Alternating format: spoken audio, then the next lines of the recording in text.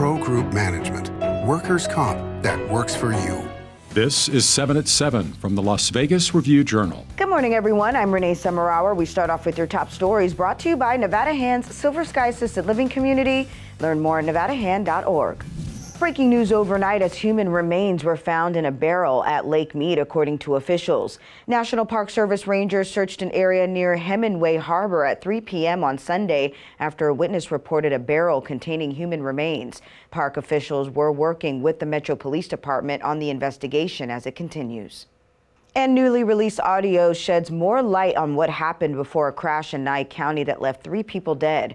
Review Journal's Jen Ah has this story. Jen? Well, Renee, the audio from the body cam video shows the driver, Tyler Kennedy, told a Nye County Sheriff's deputy that he had to use opioids. So the original video that Nye County gave us had 23 seconds that they removed. Those 23 seconds showed that Tyler Kennedy, who ended up killing 3 people soon after the police let him go, admitted to using drugs, admitted to having to use drugs or going through withdrawal. And despite all that, the deputies still let him drive. Kennedy was driving from Arizona to Oregon when police approached him in Amargosa Valley. Yeah, bro, your pills are going in the trash. All right? Don't do drugs. That's what I was worried about. That one pill is what you're worried about? I'm going to Oregon to go to rehab. I'm sick. I have to do that or I'm going to get sick. It's not like I'm not doing it because I have to do it. I'm going to be sick. I mean, you don't have to do nothing. I just don't want to be sick. All right, that's your choice. The deputies released Kennedy without conducting a field sobriety test. About an hour later, he crashed his truck into an SUV, killing 3 people and injuring 2 others. What remains unknown is whether the deputies who questioned Kennedy faced any discipline. In March, Kennedy pleaded guilty to 3 counts of DUI resulting in death. He's set to be sentenced in July. Renee? And the man who shot a Las Vegas police officer has been sentenced to between 20 to 50 years in prison. 21-year-old Edgar Samaniego received the sentence Friday for the shooting of Officer Shea Miquelones. Samaniego pleaded guilty in November to attempted murder with a deadly weapon after shooting the officer in June of 2020 during a Black Lives Matter demonstration. Miquelones is paralyzed from the neck down and requires 24-hour medical care. He was in the courtroom for the hearing, and although unable to speak, his stepfather said Miquelones has been waiting for this for a long time.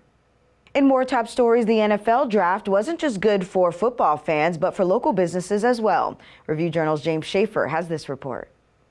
We're here at Stage Door Casino, the unofficial Raiders headquarters for fans, talking to people here. Everyone seems to be having just a great time. And I should mention, the location of this casino bears significance because it's right across the street from the NFL experience.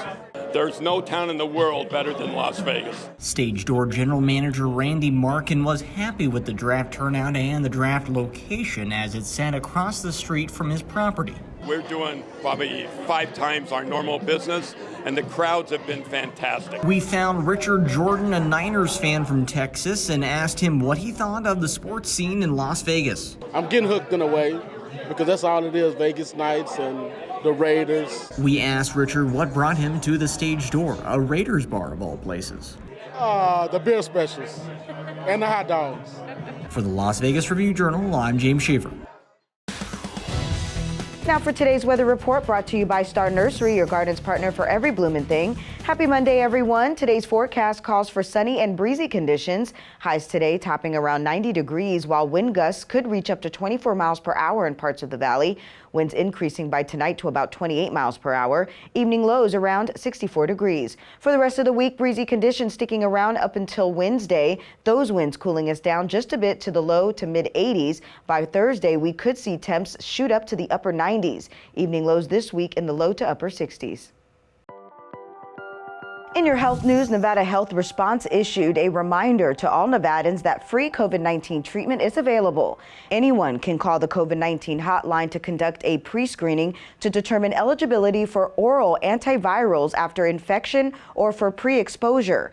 You can reach out at the hotline number on your screen or at nevadacovidtreatment.com.